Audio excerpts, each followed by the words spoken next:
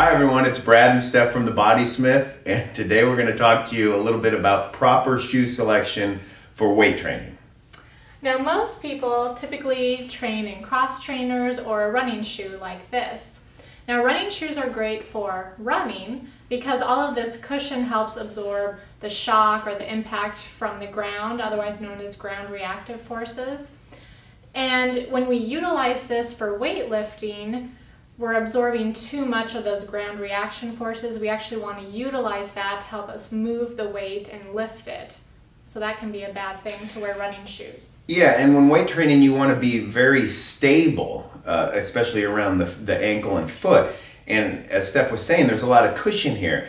And for instance, that can give us a lot of instability laterally. So it'll allow your foot to slip side to side. Now, when that happens, you get instability around the ankle. That'll transfer and travel up the whole kinetic chain. So to the knee, to the hip, to the pelvis, and to the back.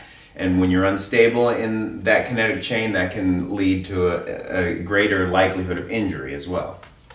So the easiest and least expensive choice to have, especially when you're working out at home, is to just be in your bare feet.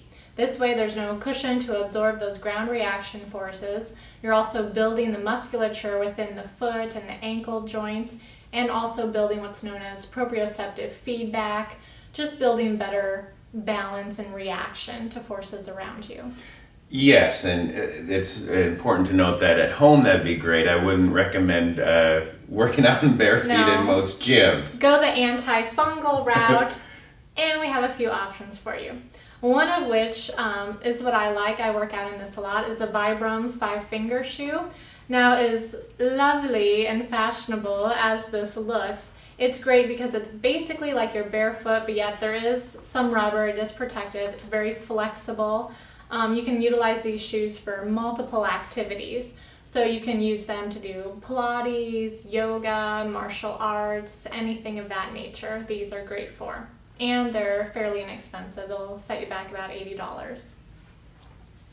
Another cheap, inexpensive option would be the Chuck Taylors.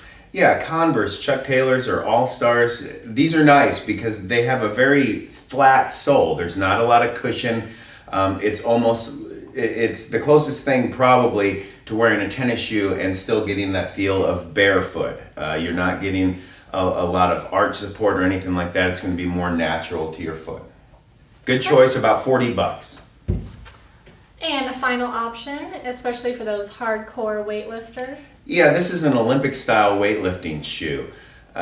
Now, when you're doing a sport such as Olympic weightlifting, it's all about efficient transfer of power. And these have a solid wood heel, so you get no absorption. You can transfer power very directly through your body and then are able to move the weight more efficiently and quicker. Those ground reaction forces that we talked about earlier. Yeah, so athletes that are doing a lot of squatting, deadlifting, or the Olympic moves like jerk and snatch and clean, this is a great option. But for your everyday run-of-the-mill, just working out in the gym, wouldn't be a great choice. Very specialized. Great. And that is all the fabulous information we have to be functional and fashionable when lifting weights. If you have any more questions on this, please contact us at www.thebodysmith.com.